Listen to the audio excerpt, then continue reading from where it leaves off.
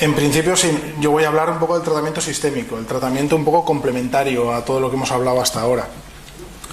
Quería empezar diciendo que hoy en día pues, la incidencia del cáncer de mama es muy importante, porque estamos diagnosticando alrededor de 500 casos nuevos en la provincia de Tarragona, y la forma de presentación, la forma que los vemos habitualmente son de dos tipos, lo más importante, ¿no? A nivel, pueden ser tumores localizados, que es un poco lo que hemos hablado y lo que han explicado los compañeros cirujanos hasta ahora, es decir, cuando tenemos el tumor en la mama o en la axila, una localización locorregional, y después los pacientes metastásicas, los pacientes que por desgracia ya diagnosticamos cuando la enfermedad ha salido de la zona local.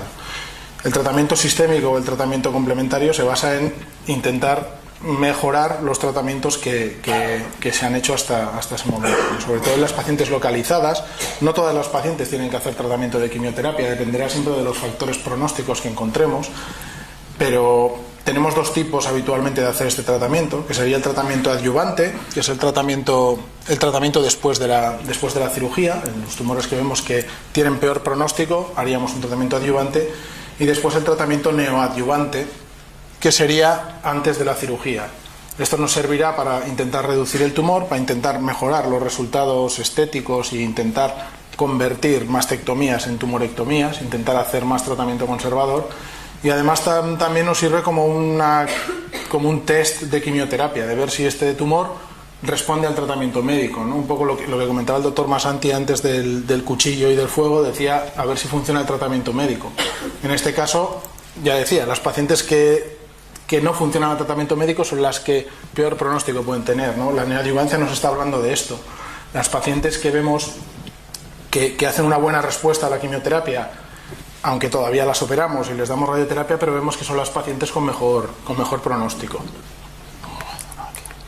Vale. A nivel metastásico, pues si utilizamos todo tipo de tratamiento, en principio para intentar parar la enfermedad, intentar reducir al máximo.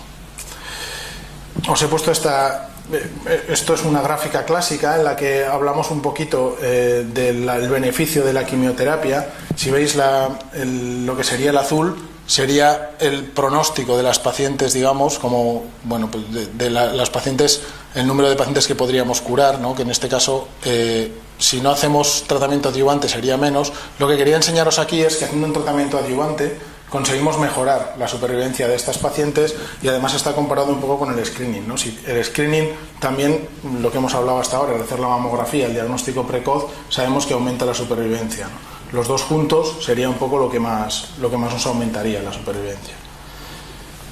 Como evolución de la quimioterapia, en principio partiríamos de la base de la intervención quirúrgica, lo pongo aquí abajo, ¿no? A pesar de todos los buenos resultados que tenemos con la intervención quirúrgica, pues se ve o hemos visto que hay pacientes que por desgracia la enfermedad vuelve a aparecer, ¿no? Y es en los que nos basamos un poquitito para hacer la quimioterapia. A finales de los años 70 se ponía un tratamiento que era el CMF, que lo que hacía era aumentar más o menos un 5% la supervivencia de estas pacientes.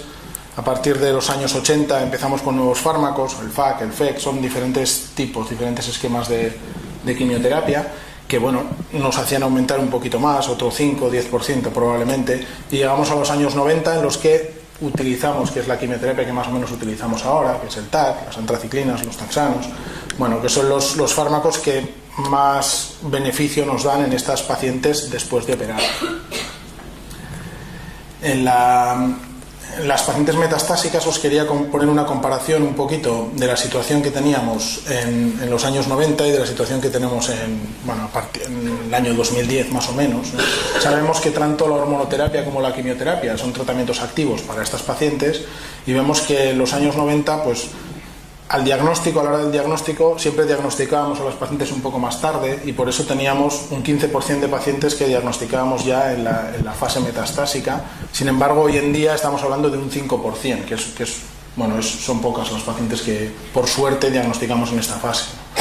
Además, la supervivencia de estas pacientes en el año 90 era de 12 meses aproximadamente, y sin embargo ahora ya estamos llegando a los 3 años de supervivencia media, teniendo en cuenta que tenemos largas supervivientes, que como veis ahí hoy en día llegamos hasta el 25% de pacientes que pueden vivir 5, 10 o incluso 15 años. Esta diapositiva quería poner un poco porque entre todos los oncólogos, bueno, pues ya vamos hablando de que parece que los tratamientos de quimioterapia pura, de citostáticos puros, están llegando a su fin, ¿no? Y por eso la pregunta es, ¿podríamos mejorar estos resultados? Bueno, para mejorar los resultados necesitaríamos tratamientos que siempre estén un poco bien balanceados entre eficacia y toxicidad y tolerancia. Y esto serían las terapias dirigidas.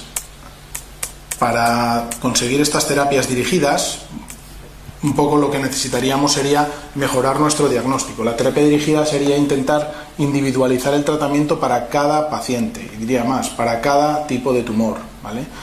Para eso, lo primero, necesitaríamos las mejoras diagnósticas. Tendremos que conocer muy bien cada tipo de tumor, a nivel radiológico, tamaño, estadio, pero también, muy importante, a nivel anatomopatológico.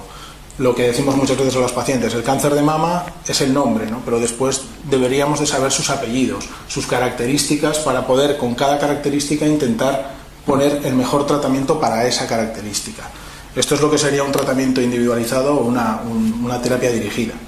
Hoy en día en el cáncer de mama hablamos de perfiles moleculares ya, con lo poco o lo más simple que podemos sacar de un anatomopatólogo, que sería el análisis inmunohistoquímico.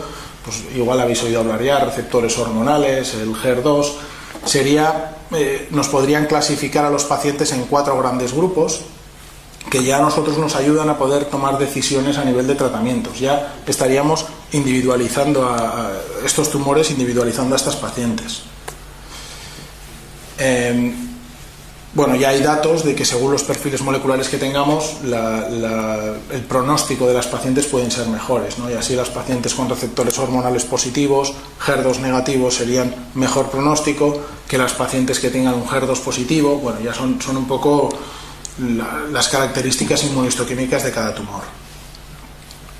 Os he puesto un ejemplo de una terapia diana que es un anti-HER2. Como os digo, el HER2, digamos que es un receptor que está en las células tumorales. Sin extenderme mucho, simplemente, bueno, ya sabemos que hay un 25% de los cánceres de mama que sobreexpresan este receptor. Estas células de cáncer de mama tienen más receptor del habitual, y sabemos que este receptor, viendo un poco las supervivencias de las pacientes históricamente, sabemos que es un receptor de mal pronóstico. Sabemos que estas pacientes pueden ir peor, ¿no?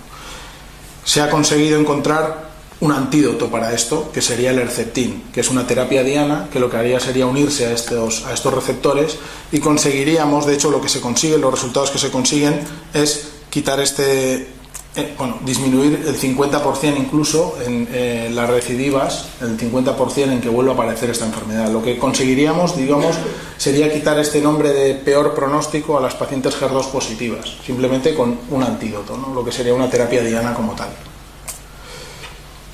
Por lo tanto, las nuevas terapias serían las terapias dirigidas a dianas celulares o a las vías del metabolismo de las células tumorales. Habitualmente y hoy en día todavía las combinamos con la quimioterapia, por esto de que decíamos que tenemos buenos resultados con la quimio. Las terapias diana seguramente lo que harán será ayudarnos a tener mejores resultados, pero desde la base de la quimioterapia de momento. Aportarán la especificidad y habitualmente son tratamientos muy bien tolerados, pero necesitan largas fases de investigación, necesitan ensayos clínicos.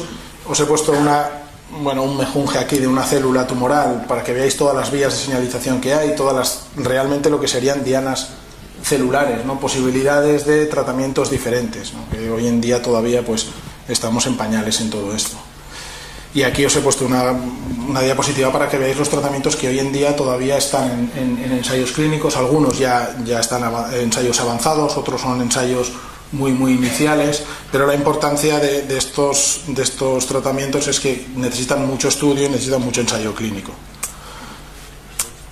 Nosotros en oncología, participamos con 2 grupos a nivel estatal, es el grupo SOLTI y el grupo GICAM, y además participamos con varios grupos internacionales para poder formar parte y entrar en estos ensayos clínicos. Actualmente, más o menos, tenemos unos 14 ensayos clínicos en la mama en los últimos años. Bueno, esto es un poco aleatorio porque suele ir cambiando, y más o menos tenemos unas 40 pacientes en este tipo de ensayos clínicos.